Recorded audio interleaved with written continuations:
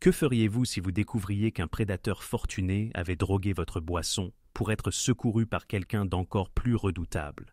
Aujourd'hui, je m'apprête à vous révéler l'incroyable histoire vraie de Jessica Parker, une mère célibataire cumulant plusieurs emplois pour élever sa fille de 5 ans, qui pensait simplement officier lors d'un énième événement mondain.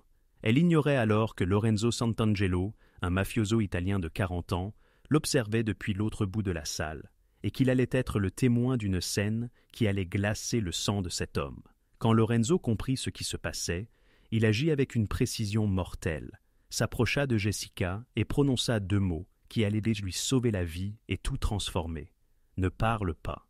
Ce qui survint ensuite mêle des prédateurs en costume de luxe, un patriarche italien protecteur régi par des codes d'honneur ancestraux, et une histoire d'amour qui démontra parfois que l'homme le plus dangereux présent dans une pièce est précisément celui dont on a besoin. Jessica Parker manœuvrait avec précaution son plateau d'argent parmi la foule de convives aisés de Romanos, le restaurant italien le plus prisé de Manhattan. À 29 ans, elle maîtrisait à la perfection l'art du service discret, suffisamment présente pour anticiper les besoins, mais assez effacée pour éviter l'attention indésirable d'hommes qui croyaient que l'argent leur donnait droit à bien plus qu'un simple dîner. La réception privée de ce soir-là représentait exactement le genre de mission bien rémunérée dont Jessica avait désespérément besoin. L'entreprise de traiteur l'avait expressément sollicitée, car elle était professionnelle, expérimentée et suffisamment dévouée pour accepter les quarts de nuit que d'autres serveurs fuyaient. Avec sa fille de 5 ans, Emma, endormie chez leur voisine, Madame Chen, Jessica pouvait se concentrer entièrement sur la collecte du loyer à verser avant le lendemain.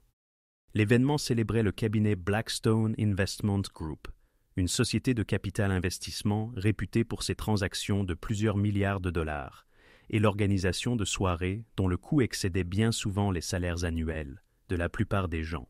Les invités correspondaient exactement à ce que Jessica attendait.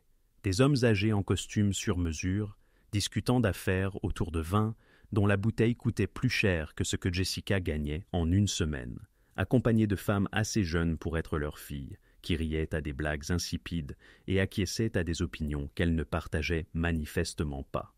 Jessica travaillait sur ce type d'événement depuis 3 ans, plus précisément depuis que le père d'Emma, David, avait jugé la paternité trop contraignante et était parti se retrouver en Europe avec son professeur de yoga. Le travail était épuisant, parfois démoralisant, mais il rémunérait suffisamment Jessica pour que sa fille et elle puissent conserver leur petit appartement propre dans le Queens. Tandis qu'elle remplissait les verres de champagne et ramassait les assiettes vides, Jessica s'efforçait de ne pas penser à la facture d'électricité en souffrance, ni au fait qu'Emma avait besoin de nouvelles chaussures avant la rentrée scolaire du mois prochain. Elle préférait se concentrer sur les généreux pourboires que ces événements rapportèrent généralement, ainsi que sur les heures supplémentaires qui l'aideraient à rattraper ses dépenses. « Mademoiselle, pourrais-je avoir un autre martini ?» Jessica se tourna et aperçut Richard Blackstone lui-même, le PDG sexagénaire dont l'entreprise organisait l'événement. Il avait ce port distingué que des soins de santé coûteux et des entraîneurs personnels peuvent y conférer à n'importe quel homme, avec des cheveux argentés et ce genre de sourire confiant qui découle du fait de ne jamais se voir refuser quoi que ce soit. « Bien sûr, monsieur Blackstone, un vodka martini, extra sec, 3 olives. Vous vous en souvenez? Impressionnant. » Le sourire de Blackstone était chaleureux, mais quelque chose dans la façon dont ses yeux s'attardèrent sur Jessica la mettait mal à l'aise. « Vous n'êtes pas comme les serveuses habituelles qu'ils envoient. Vous êtes spécial. » Jessica força un sourire professionnel. « Merci, monsieur. Je vous apporte ce martini tout de suite. » En se dirigeant vers le bar, Jessica sentit le regard de Blackstone sur elle. Ce n'était pas inhabituel. Les hommes riches, lors de ces événements, traitèrent souvent les serveurs comme des objets décoratifs, faisant des commentaires ou des suppositions que Jessica avait appris à ignorer. Mais l'attention de Blackstone était différente. Quelque chose la faisait frissonner d'une manière qu'elle ne parvenait pas à identifier. Le barman, un jeune Italien nommé Marco, qui s'était montré amical tout au long de la soirée, prépara le martini de Blackstone avec une efficacité routinière. « Faites attention à celui-là, » murmura Marco en tendant la boisson à Jessica. « J'ai travaillé à de nombreux événements de Blackstone. Il a une réputation. » « Quel genre de réputation ?» Marco jeta un coup d'œil autour de lui pour s'assurer que personne n'écoutait. Le genre où les jeunes femmes qui travaillent à ces soirées ne se souviennent parfois pas comment elles sont rentrées chez elles, si vous voyez ce que je veux dire. Un frisson parcourut l'échine de Jessica. Elle avait entendu des rumeurs sur certains clients fortunés, des avertissements murmurés parmi le personnel de traiteur concernant des hommes qui pensaient que leur argent pouvait acheter bien plus qu'un simple service, mais elle n'en avait jamais fait l'expérience directement. « Merci pour l'avertissement », dit Jessica en prenant le martini. En retournant à la table de Blackstone, Jessica prit conscience d'une autre présence dans le restaurant qu'elle avait inconsciemment évitée toute la soirée.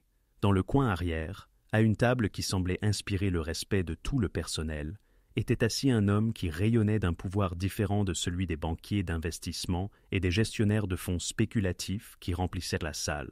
Lorenzo Santangelo avait vraisemblablement 40 ans, avec ce genre de présence masculine qui faisait que les gens s'écartaient instinctivement sur son passage. Ses cheveux foncés étaient parfaitement coiffés, avec juste une touche d'argent aux tempes. Sa peau mate évoquait une ascendance méditerranéenne et son costume anthracite était si parfaitement ajusté qu'il semblait peint sur son corps. Mais ce furent ses yeux qui avaient attiré l'attention de Jessica plus tôt dans la soirée. Marron foncé, presque noir, avec une intensité suggérant qu'il voyait tout en ne révélant rien. Contrairement aux autres invités, Lorenzo dégustait son repas avec un plaisir évident, parlait au personnel de service avec une courtoisie qui paraissait sincère, et affichait la confiance tranquille d'un homme qui n'avait jamais eu besoin d'élever la voix pour être obéi. Jessica avait remarqué que même la direction du restaurant le traitait avec une déférence qui allait au-delà du service client habituel. En s'approchant de la table de Blackstone, Jessica croisa brièvement le regard de Lorenzo. Il observait l'interaction avec ce qui ressemblait à un léger intérêt, bien que quelque chose dans son expression suggérât qu'il était plus alerte qu'il ne le laissait paraître. « Voici, monsieur Blackstone », dit Jessica en posant le martini. « Merveilleux. Vous savez, je me disais, vous êtes manifestement trop intelligente pour vous contenter de servir des boissons. Avez-vous déjà envisagé d'autres opportunités ?» Le sourire professionnel de Jessica vacilla légèrement. « Je suis très contente de mon travail actuel, merci. Vous en êtes sûre, parce que je pourrais vous offrir quelque chose de bien plus lucratif, quelque chose qui vous mettrait à l'abri financièrement pour le reste de votre vie. » La manière dont Blackstone prononça le mot « lucratif » fit tourner l'estomac de Jessica.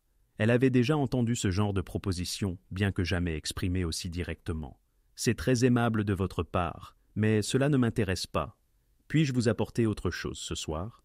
Le sourire de Blackstone ne faiblit pas, mais quelque chose de froid scintilla dans ses yeux. « Réfléchissez-y. Je serai là encore environ 1 heure. Il n'y a pas d'urgence à prendre une décision. » Jessica hocha la tête et se tourna pour partir, mais Blackstone lui saisit délicatement le poignet, trop délicatement, d'une manière qui paraîtrait amicale à quiconque observerait, mais qui parut oppressante à Jessica. « En fait, pourquoi ne feriez-vous pas une petite pause? Vous avez l'air fatigué. Prenez un verre avec moi. » Avant que Jessica ne puisse réagir, Blackstone fit signe à Marco, le barman. « Un champagne pour la Dom Pérignon. »« Vraiment, ce n'est pas nécessaire, » commença Jessica. « J'insiste. Vous avez travaillé si dur toute la soirée. Le moins que je puisse faire est de vous offrir quelque chose de spécial. » Jessica se sentit piégée. Refuser un verre de l'hôte de l'événement pourrait lui coûter cet emploi et de futures opportunités avec l'entreprise de traiteur. Mais accepter donnait l'impression de franchir une ligne qu'elle ne voulait pas dépasser. « C'est très généreux, » dit Jessica avec prudence. « Mais je suis toujours en service. Juste un verre. Je vous promets que ça en vaudra la peine. » Marco apparut avec une flûte de champagne qui coûtait probablement plus cher que le budget hebdomadaire de Jessica pour l'épicerie. En la déposant, il lança à Jessica un regard qui semblait porter un avertissement, mais elle ne pouvait refuser sans provoquer une scène. « Merci, » dit Jessica, en prenant le verre mais sans boire. « Aux nouvelles opportunités, » dit Blackstone en levant son martini en guise de toast. Jessica s'apprêtait à siroter poliment le champagne lorsqu'une main se posa délicatement mais fermement sur son épaule.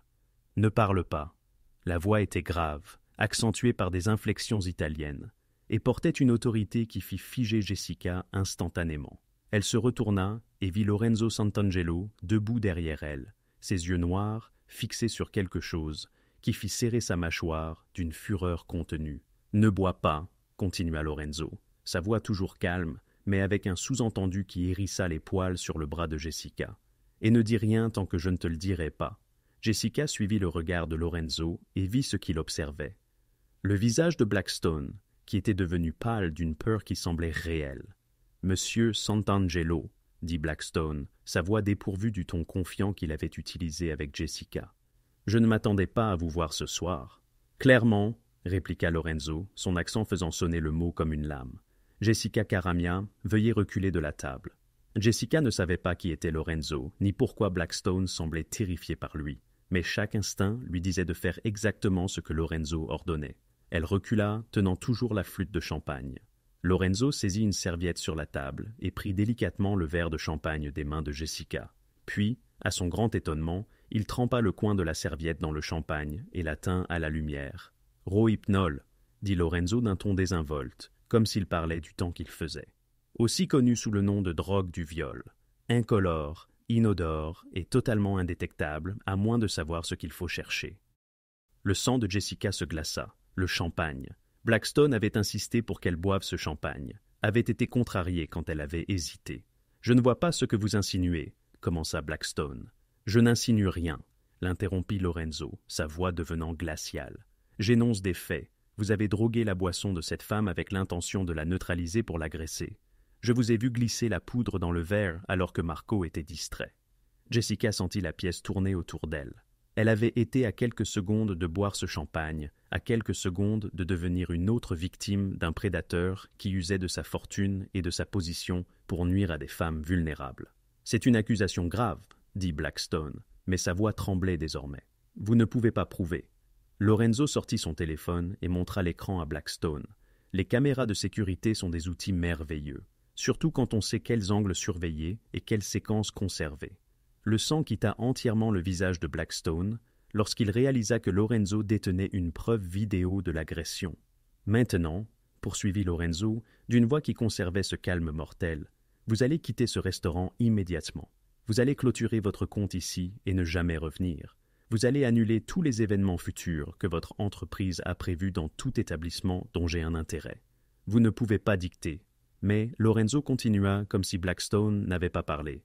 Vous allez transférer 50 000 $ à une organisation caritative qui aide les victimes d'agressions sexuelles ce soir, dans l'heure qui suit.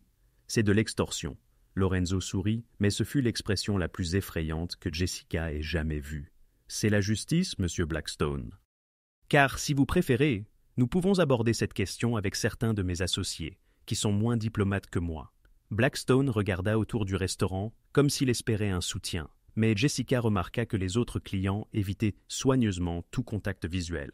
Quelle que soit l'influence de Lorenzo, elle était manifestement suffisamment importante pour que personne ne veuille s'y opposer. « D'accord, » dit finalement Blackstone, « mais ce n'est pas fini. »« Si, ça l'est, » dit simplement Lorenzo. « Car si jamais vous vous approchez à nouveau de cette femme, si jamais vous tentez de nuire à une autre femme dans ma ville, si j'entends même votre nom associé à un tel comportement, alors vous découvrirez qu'il y a des conséquences dont l'argent ne peut vous acheter la sortie. » Blackstone ramassa ses affaires et partit sans un mot, suivi de plusieurs de ses associés qui souhaitaient visiblement se distancer de ce qui venait de se produire.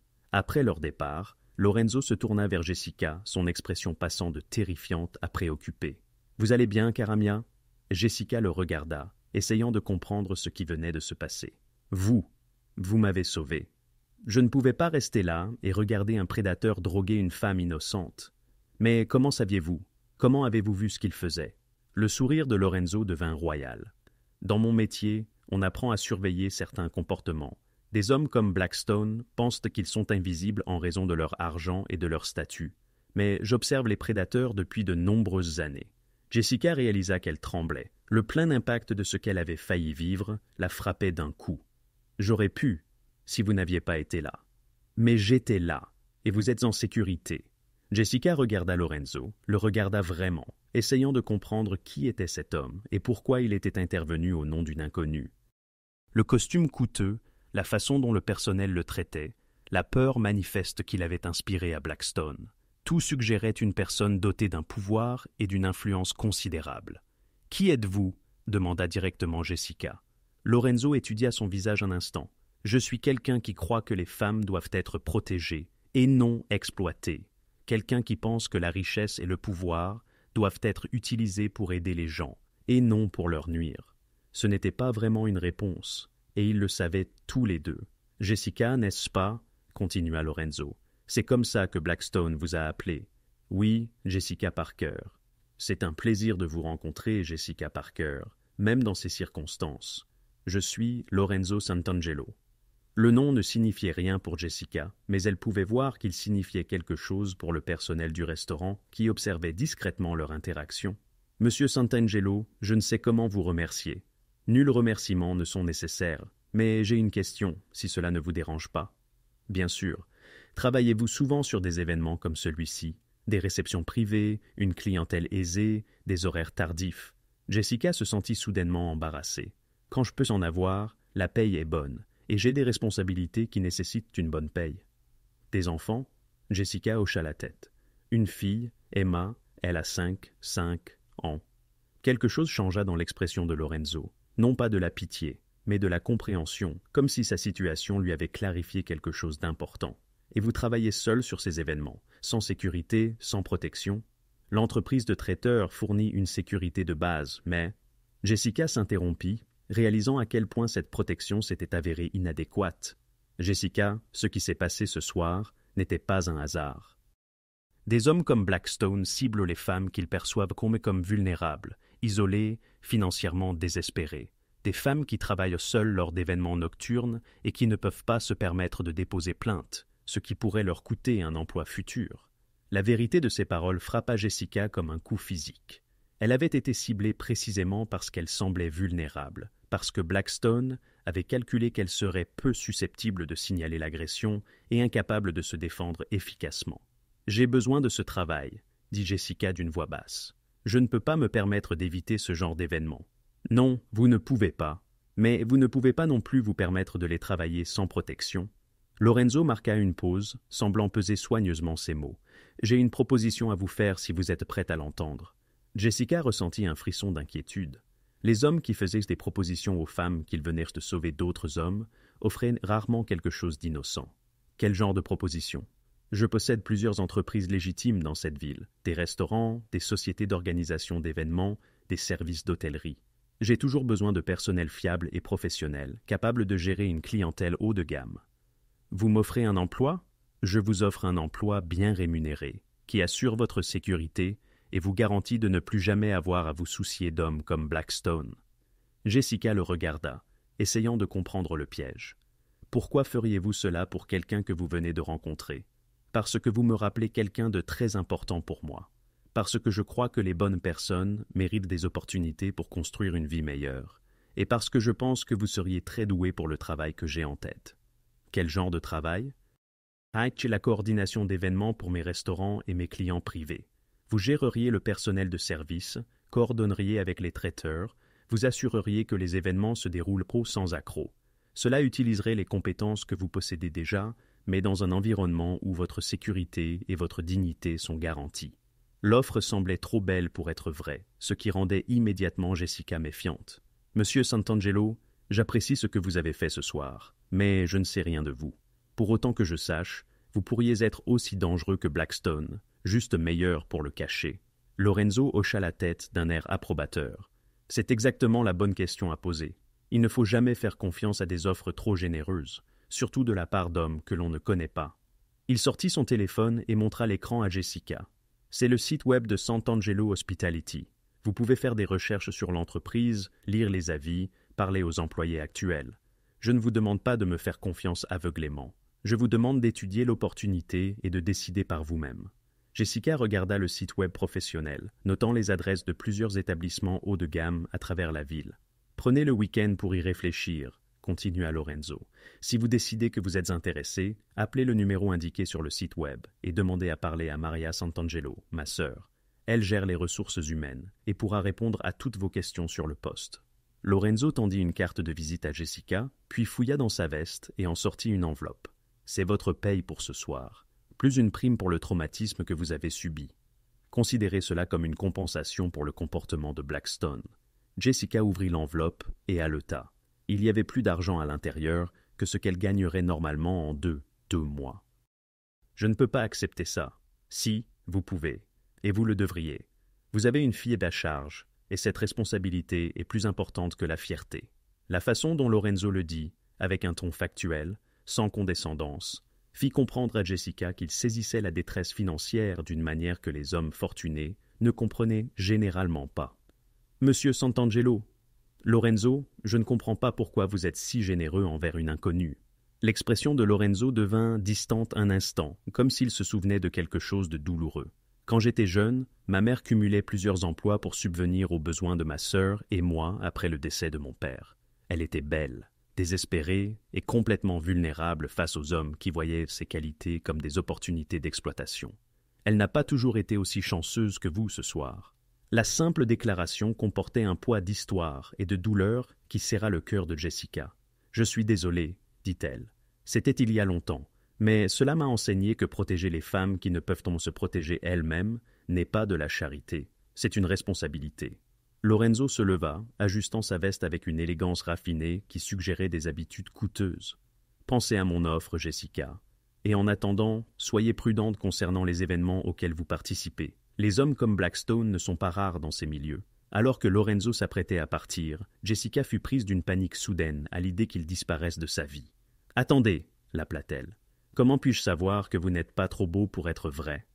Lorenzo sourit, et pour la première fois, son sourire atteignit ses yeux. « Vous ne le savez pas, mais demain, vous pourrez appeler Maria et lui demander de vous parler des autres mères célibataires qui travaillent pour notre entreprise. Interrogez-les sur leurs expériences, leur sécurité, leur satisfaction au travail, puis décidez par vous-même. » Après le départ de Lorenzo, Jessica termina son service dans un état second, rejouant constamment les événements de la soirée. Ayant failli être droguée et agressée par un homme qui, de par sa fortune, croyait avoir droit à son corps, elle fut secourue par un autre homme influent, visiblement désireux de l'aider à bâtir une vie meilleure. Le lendemain matin, Jessica, installée à la table de sa cuisine, se plongea dans son ordinateur portable, explorant tout ce qu'elle pouvait trouver sur Lorenzo Santangelo et ses activités. Ce qu'elle découvrit était fascinant et quelque peu inquiétant. Santangelo Hospitality était en effet une entreprise légitime, jouissant d'excellentes critiques et de multiples établissements prospères. Lorenzo lui-même était cité dans plusieurs publications économiques comme un entrepreneur à succès, s'intéressant à la restauration, à l'immobilier et à l'organisation d'événements. Cependant, des indices laissaient transparaître une réalité plus profonde. Des allusions à des pratiques commerciales ancestrales et à des valeurs familiales traditionnelles suggérèrent des connexions bien au-delà des activités corporatives habituelles. Jessica composa le numéro figurant sur la carte de visite et demanda à parler à Maria Santangelo. « C'est vous, Jessica, n'est-ce pas ?» déclara Maria chaleureusement lorsqu'elle prit le téléphone. « Lorenzo m'a dit que vous pourriez appeler. Il m'a appris que vous aviez vécu une expérience difficile hier soir. »« Oui, c'est exact. Il m'a proposé un emploi, mais je voulais en savoir plus sur l'entreprise avant de prendre une décision. Bien sûr, pourquoi ne viendriez-vous pas cet après-midi ? Je pourrais vous faire visiter notre restaurant principal et vous présenter une partie de notre personnel. Nombre d'entre elles sont des femmes confrontées à des situations similaires aux vôtres. » Cet après-midi-là, Jessica emmena Emma au parc, puis se rendit à Little Italy pour son rendez-vous avec Maria Santangelo. Le quartier était différent de tout ce que Jessica avait connu auparavant, plus ancien, plus traditionnel, avec des restaurants familiaux et des boutiques qui semblaient exister depuis des générations. Le Santangelo était situé dans un magnifique bâtiment ancien, manifestement restauré avec soin et à grands frais. Le restaurant, élégant mais chaleureux, dégageait une atmosphère d'hospitalité authentique plutôt qu'un étalage prétentieux. Maria Santangelo, aux alentours de la 35 ans, possédait les mêmes cheveux sombres et les mêmes yeux intelligents que son frère, mais avec une chaleur immédiatement rassurante. Elle salua Jessica comme une vieille amie et lui présenta plusieurs membres du personnel, tous désireux de partager leurs expériences au sein de la famille Santangelo. « J'étais une mère célibataire cumulant 3 emplois de traiteur quand Lorenzo m'a recrutée, » expliqua Carmen, une femme du même âge que Jessica, désormais responsable des événements pour le restaurant. « J'étais épuisée, peinant à payer le loyer, constamment préoccupée par la sécurité de mon fils lorsque je devais travailler tard. Maintenant, j'ai des horaires réguliers, un bon salaire, une assurance maladie, et je n'ai plus jamais à me soucier des comportements inappropriés des clients. »« Comment assure-t-il cela ?» demanda Jessica, en affirmant clairement que ses employés sont sous sa protection. Répondit une autre femme nommée Rosa. « La nouvelle circule rapidement dans certains milieux. Quand les gens savent que vous travaillez pour Lorenzo Santangelo, ils vous traitent avec respect. Qu'est-ce que cela signifie exactement ?» intervint Maria. « Mon frère exerce une influence significative au sein de la communauté des affaires de cette ville. Les personnes qui maltraitent ses employés constatent généralement que leurs propres relations commerciales se compliquent, Jessica sentait qu'il y avait plus à raconter, mais elle remarqua aussi que chaque femme à laquelle elle parlait semblait sincèrement heureuse, confiante et bien traitée. Quelles que soient les méthodes de Lorenzo, elles semblaient efficaces pour protéger son personnel. « Jessica, » reprit Maria, alors qu'elles achevèrent la visite, « je veux être honnête avec vous concernant mon frère. C'est un homme bon qui prend soin des personnes qui travaillent pour lui, mais ses relations commerciales s'étendent au-delà des réseaux corporatifs habituels. Certains trouvent cela préoccupant. Vous insinuez qu'il est impliqué dans des activités illégales. Je dis qu'il opère selon des principes qui privilégient la loyauté, la famille et la communauté au détriment de définitions légales strictes. Que cela fasse de lui quelqu'un pour qui vous souhaitez travailler, c'est une décision que seul vous pouvez prendre. » Jessica rentra chez elle ce soir-là, avec beaucoup à méditer. L'offre d'emploi représentait tout ce dont elle avait besoin. Un bon salaire, des horaires réguliers, la sécurité, des avantages sociaux et le type de développement de carrière qu'elle espérait. Mais cela signifiait aussi accepter un emploi auprès d'un homme dont le pouvoir s'étendait clairement dans des domaines qu'elle ne comprenait pas entièrement. Cette nuit-là, alors que Jessica couchait Emma, sa fille lui demanda comment s'était passée sa journée. « Maman, pourquoi as-tu l'air inquiète ?»« Je réfléchis à un nouvel emploi, ma chérie. Ce serait bien pour nous, mais c'est une décision importante. Aurions-nous plus d'argent ? Oui, nous en aurions. Et serais-tu plus souvent à la maison ? Oui, je pense que oui. Alors, ça a l'air d'être un bon travail, maman. » La logique simple d'une enfant de 5 ans balaya toutes les préoccupations complexes de Jessica. Elle avait besoin d'un travail stable, d'un bon salaire et de sécurité. Lorenzo lui offrait tout cela, et ses raisons, quelles qu'elles soient, étaient moins importantes que les résultats. Le lendemain matin, Jessica appela Maria et accepta la proposition. Son premier jour chez Sant'Angelo fut d'une nature inédite pour elle. Maria consacra des heures à la former au système et aux normes de l'entreprise, la présentant aux fournisseurs et aux clients, et lui expliquant la philosophie qui sous-tendait leur approche du service. « Nous traitons chaque événement comme s'il était destiné à notre propre famille, » expliqua Maria. « Cela implique une attention aux détails, une hospitalité sincère et une discrétion absolue. Discrétion. Beaucoup de nos clients accordent de l'importance à la vie privée. Ils nous font confiance pour leur offrir un service excellent, sans commérage ni publicité concernant leurs affaires personnelles. » Jessica apprit rapidement que la clientèle de Sant'Angelo incluait des politiciens, des célébrités, des chefs d'entreprise et d'autres personnes qui préféraient garder leurs événements privés à l'abri des regards indiscrets. Le travail était exigeant et requérait un niveau de sophistication qu'elle n'avait jamais développé lors de ses emplois précédents, mais il était également fascinant et bien rémunéré. Plus important encore, Jessica se sentait plus en sécurité et plus respectée qu'elle ne l'avait jamais été sur aucun lieu de travail. L'influence de Lorenzo était subtile, mais indéniable. Les clients traitaient le personnel avec courtoisie. Il n'y avait jamais de gestes inappropriés ou de situations embarrassantes, et chacun comprenait que les employés de Sant'Angelo ne devaient pas être bernés. Cela faisait 3 semaines que Jessica travaillait au restaurant lorsqu'elle eut sa première véritable conversation avec Lorenzo depuis la nuit où il l'avait secouru. Il apparut au restaurant lors d'un service de dîner animé, se déplaçant dans la salle avec une autorité naturelle qui incitait le personnel à se redresser et les clients à hocher la tête respectueusement. « Jessica, » dit-il, s'approchant de son poste près des salles à manger privées. « Comment vous adaptez-vous » ? « Très bien, merci. Maria a été formidable, et le travail est exactement ce que j'espérais. »« Et Emma, elle s'adapte bien à votre nouvel emploi du temps ?» Jessica fut surprise qu'il se souvienne du nom de sa fille. « Oui, elle adore que je sois à la maison pour le dîner la plupart des soirs maintenant. C'est bien, les enfants ont besoin que leur mère soit présente, sans être constamment préoccupée par l'argent et la sécurité. » La manière dont Lorenzo prononçait ces mots suggérait une expérience personnelle, et Jessica se remémora son histoire sur les difficultés de sa propre mère. « Monsieur Sant'Angelo, Lorenzo, s'il vous plaît. Lorenzo, je voulais vous remercier encore pour ce que vous avez fait cette nuit-là et pour cette opportunité. Cela a changé nos vies. » L'expression de Lorenzo s'adoucit. « Vous méritez la stabilité, Jessica. Vous travaillez dur. Vous prenez soin de votre fille. Vous traitez les gens avec gentillesse. Ces qualités devraient être récompensées et non exploitées. Je n'arrête pas de me demander pourquoi vous m'avez aidé. Je veux dire, la vraie raison. » Lorenzo resta silencieux un instant, semblant peser ses mots. « Quand j'ai vu ce que Blackstone vous faisait, j'ai revu ma mère il y a 30 ans, une belle femme travailleuse, proie d'un homme qui pensait que son argent lui donnait tous les droits. Que lui est-il arrivé ? Elle a survécu, mais de justesse. Et elle a passé le reste de sa vie à s'assurer que ma sœur et moi comprenions la différence entre le pouvoir utilisé pour protéger et le pouvoir utilisé pour exploiter.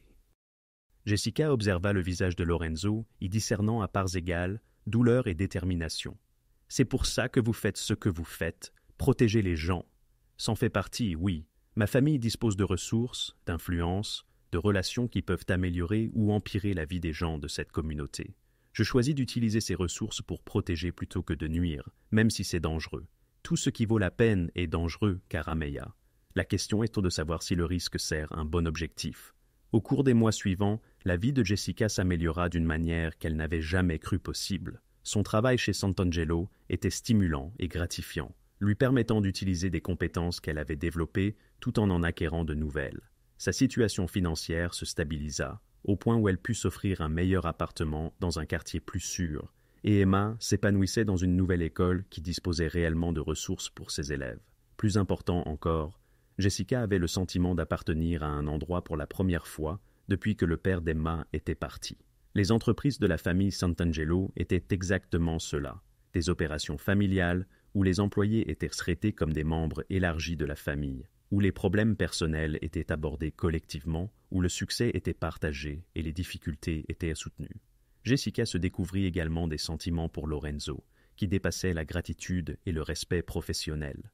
Il était différent de tous les hommes qu'elle avait jamais rencontrés, puissant mais doux, autoritaire mais respectueux, dangereux mais protecteur.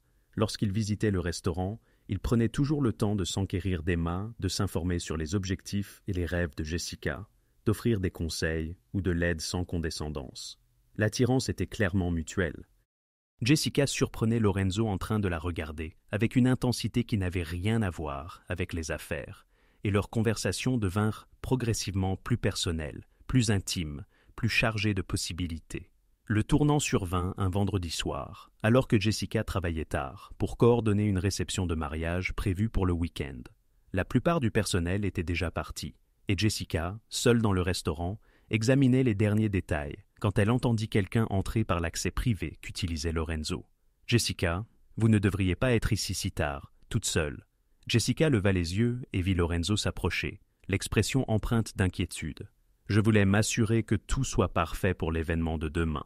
C'est le premier mariage que je coordonne entièrement seule, et je suis certaine qu'il sera magnifique.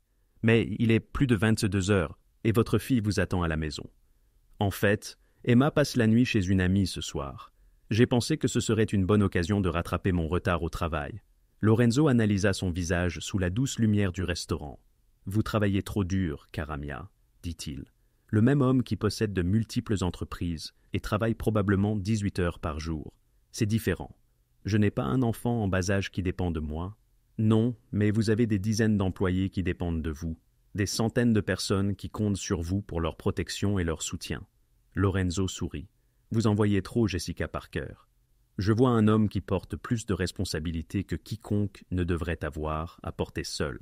Ils restèrent là, se regardant à travers le restaurant vide, l'air entre eux chargé de mois d'attirance croissante et de sentiments inexprimés. « Jessica, dit Lorenzo doucement, il y a des choses dans ma vie, mon entreprise, mes responsabilités qui rendent dans les relations compliquées. Je sais. Comprenez-vous vraiment ce que signifie prendre soin de quelqu'un dans ma position ?» Jessica déposa ses documents de planification et se rapprocha de Lorenzo. « Je comprends que vous m'avez sauvé la vie. Je comprends que vous nous avez donné à ma fille et à moi une sécurité que nous n'avions jamais eue auparavant. Je comprends que vous êtes le premier homme que j'ai jamais rencontré, qui me fasse me sentir à la fois en sécurité et vivante. » Les yeux sombres de Lorenzo scrutèrent avec son visage. « Et qu'en est-il du danger? Des complications morales? Du fait que mon monde fonctionne selon des règles que la plupart des gens trouvent inacceptables? Qu'en est-il du fait que vos règles incluent la protection des mères célibataires contre les prédateurs? Qu'en est-il du fait que votre pouvoir est utilisé pour aider les gens plutôt que pour leur nuire? Qu'en est-il du fait que vous m'avez montré plus de respect et de gentillesse que n'importe quel homme? » Lorenzo fit un pas de plus, assez près pour que Jessica puisse sentir son eau de Cologne, pour voir les reflets dorés dans ses yeux sombres. « Vous ne savez pas tout de ma vie, Jessica. J'en sais assez. Je sais que vous êtes un homme bon qui fait des choix difficiles pour les bonnes raisons. Et si ces choix impliquent parfois la violence, si les méthodes que j'utilise pour protéger les gens ne sont pas toujours légales ou conventionnelles. Jessica pensa à Blackstone, à la terreur dans ses yeux quand Lorenzo l'avait confronté, à la façon immédiate dont il avait reculé et disparu de sa vie pour toujours. Alors, je suis reconnaissante que quelqu'un soit prêt à prendre ses choix et à utiliser ces méthodes pour protéger des gens comme Emma et moi. Lorenzo encadra son visage de ses mains, son toucher doux, malgré les callosités qui témoignaient d'une vie plus physique que son costume d'affaires ne le suggérait. Vous pourriez avoir n'importe quel homme, Jessica, quelqu'un de propre, de conventionnel, de sûr. Et je ne veux pas n'importe quel homme, je vous veux, vous. Quand Lorenzo l'embrassa, ce fut avec une passion accumulée depuis des mois, une connexion qui dépassait l'attirance pour atteindre quelque chose de plus profond et de plus puissant. Jessica eut l'impression d'être enfin et entièrement chez elle. 6 mois plus tard, Jessica emménagea dans l'appartement penthouse de Lorenzo avec Emma, qui avait été complètement charmée par l'homme qu'elle appelait Monsieur Lorenzo, et ses promesses de lui apprendre à cuisiner de la vraie cuisine italienne. L'appartement fut transformé par leur présence, des dessins d'enfants sur le réfrigérateur, des jouets dans le salon, les sons d'une famille là où il n'y avait eu qu'une solitude élégante. Jessica en avait appris davantage sur les intérêts commerciaux de Lorenzo, comprenant que son influence s'étendait à des domaines qui n'étaient pas toujours strictement légaux, mais toujours orientés vers la protection et le soutien de sa communauté. Elle avait rencontré d'autres familles liées à l'organisation Sant'Angelo, vu le réseau de soutien mutuel et de loyauté qui formait l'épine dorsale du monde de Lorenzo. Plus important encore, elle avait observé les interactions de Lorenzo avec Emma, patient, doux, sincèrement intéressé par ses pensées et ses rêves. Il assistait aux événements scolaires, aidait avec les devoirs et traitait la fille de Jessica avec le respect et l'affection qui suggéraient qu'il la considérait comme de la famille et non comme un simple accessoire à sa relation avec Jessica. « Le regrettez-vous parfois ?» demanda Lorenzo un soir alors qu'ils se tenaient sur le balcon de leur appartement, observant Emma jouer dans le jardin sécurisé en contrebas, tandis que Maria la supervisait. « Regrettez quoi ? Ce choix de vie, de me choisir, les complications qui viennent avec le fait de faire partie de mon monde. » Jessica regarda l'homme qui l'avait sauvé d'une agression, lui avait donné un travail utile, assuré la sécurité de sa fille, et les avait aimés toutes les deux avec une dévotion inébranlable. « Je regrette d'avoir mis si longtemps à vous trouver, » dit simplement Jessica. Lorenzo la serra plus fort, ses bras puissants et chaleureux autour d'elle. « Ti amo, Jessica Parker. Toi et Emma, vous êtes mon cœur. »« Ti amo, mio angelo », répondit Jessica, fière des expressions italiennes que Maria lui avait enseignées. Alors qu'ils se tenaient ensemble, observant Emma jouer en toute sécurité dans leur jardin, Jessica repensa à cette nuit au Romanos où elle avait été à quelques secondes de boire du champagne empoisonné. Elle avait cru ne faire qu'un autre événement de traiteur, gagnant de l'argent pour payer le loyer et acheter des provisions. Au lieu de cela, elle avait trouvé un protecteur, un partenaire, un père pour sa fille, et un amour plus fort que tout danger qu'ils pourraient affronter ensemble. C'est l'histoire de Jessica Parker, la mère célibataire sauvée par deux mots d'un chef de la mafia italienne qui a vu un prédateur cibler une femme innocente et a décidé d'intervenir. Son histoire prouve que la protection peut venir de sources inattendues, que l'amour peut naître des circonstances les plus improbables, et que parfois, l'homme le plus dangereux de la pièce est exactement le héros dont vous avez besoin. L'histoire d'amour de Jessica et Lorenzo nous rappelle que la force prend de nombreuses formes, que la famille peut être choisie aussi bien que natale, et que le véritable amour est une question de respect, de protection et de partenariat plutôt que de contrôle ou de possession. Si cette histoire incroyable vous a ému et que vous souhaitez entendre d'autres récits fascinants de protection inattendue, de romances dangereuses et d'amour qui surmontent tous les obstacles, assurez-vous de vous abonner à notre chaîne et d'activer la cloche de notification. Nous partageons de nouvelles histoires chaque semaine sur de vraies personnes qui ont découvert que les héros se présentent sous toutes les formes et que parfois les relations les plus significatives commencent par les moments les plus dangereux. Qu'avez-vous pensé de l'histoire de Jessica et Lorenzo? Avez-vous déjà été dans une situation où un étranger vous a protégé du danger? Auriez-vous accepté l'offre d'emploi de Lorenzo? Partagez vos réflexions dans les commentaires ci-dessous. Nous aimons savoir comment ces histoires résonnent avec vos propres expériences de gentillesse inattendue, de protection et d'amour. N'oubliez pas, parfois la personne qui vous sauve est quelqu'un à qui vous ne vous attendiez jamais à faire confiance. Et parfois, Le choix le plus dangereux mène à l'amour le plus sûr. Nous vous remercions de votre écoute et vous retrouverons avec plaisir lors du prochain rendez-vous.